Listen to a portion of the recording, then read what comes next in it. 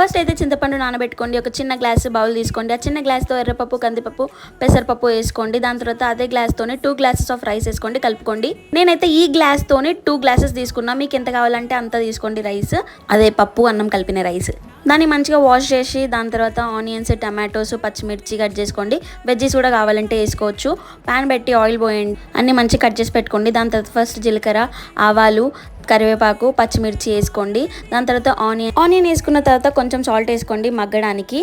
దాని తర్వాత ginger garlic paste, tomatoes అదేసాక మంచిగా మిక్స్ చేసుకోండి. ఎవరెస్ట్ సాంబార్ మసాలా, కారం, పసుపు వేసి మంచిగా మిక్స్ చేయండి.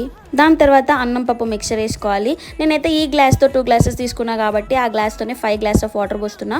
కొత్తిమీర ఇంకా నెయ్యి వేసి డక్కన పెట్టుకోండి. 3 విజిల్స్ వచ్చిన తర్వాత కొంచెం సేపు కుక్కర్ని కూల్ అవ్వనివ్వాలి. దాని తర్వాత తీసి చూస్తే ఇంత బ్యూటిఫుల్గా ఉంటుంది. దాని తర్వాత చింతపండు రసం పోయాలి. మంచిగా మిక్స్ చేసి తింటే ఉంటుంది.